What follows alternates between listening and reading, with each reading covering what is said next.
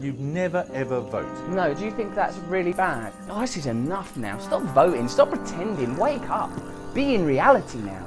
Time to be in reality now. Why vote? We know it's not going to make any difference. We know that already.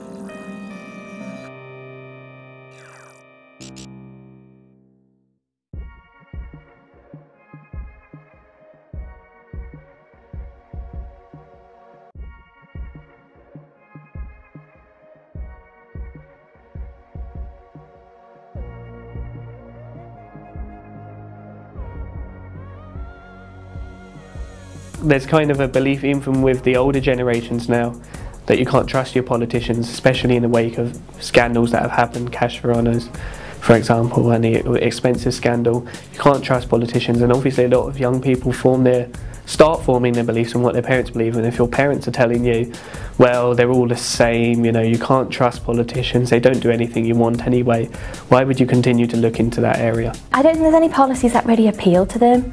Like, I think there should be a policy, whether it's from my party or another party, that really says, you know, hello under 25s, this policy's for you. Because I don't think, they hear about Europe, they hear about immigration, they hear about, you know, bankers' bonuses, and I think a lot of them really don't care about that sort of thing.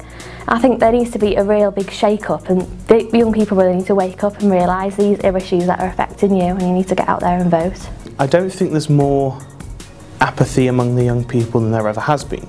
Voter turnout among young people has always been much lower than other age groups, especially the middle-aged to elderly group, who always have turned out by far more than young people. That's going back many years.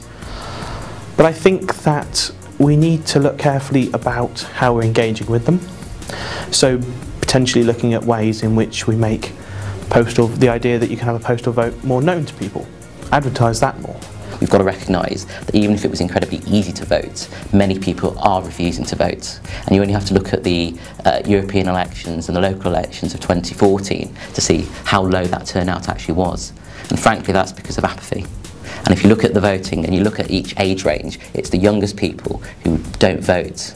Partly because they don't understand, and there is an issue, I think, around political education, to say this is how you vote, this is what it means, this is how government works, and this is what we can do. But I also think that there's a frustration with politics, and it's palpable, and it's shown by the vote share that UKIP and other protest parties have been receiving.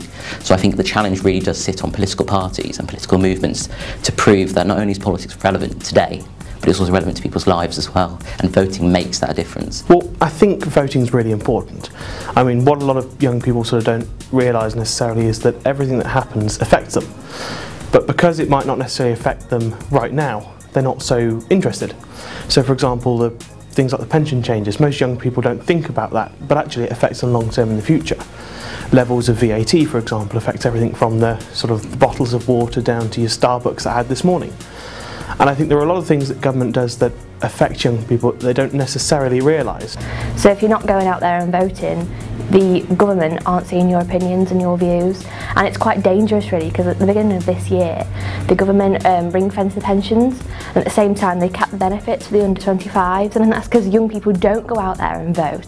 Their opinions aren't heard, so they're not seen on the register as being voting, so the government and the other political parties aren't really trying to appeal to them and create policy that would help them in life. I think one of the biggest reasons why it's important to vote is not only because it was a right that we fought for, you know, as a country hundreds of years ago, to extend that franchise to all kinds of people in the country, not just rich men, but we expanded it to working class people, and we expanded it to women as well. So it's important that we recognise the historic importance of it, what it is to vote. But also it means that we actually get recognised as a voting bloc as well. I think one of the biggest issues, and it's shown by all kinds of governments, is unless a voting bloc like young people turn out to vote, we get disregarded by politicians. They don't do policies for us, and they start thinking about other people as well. A classic example of that is all the main parties talk about pensions all the time, and they all talk about retirement, but actually there's some issues that are very relevant to young people that they disregard because the turnout for young people is so low.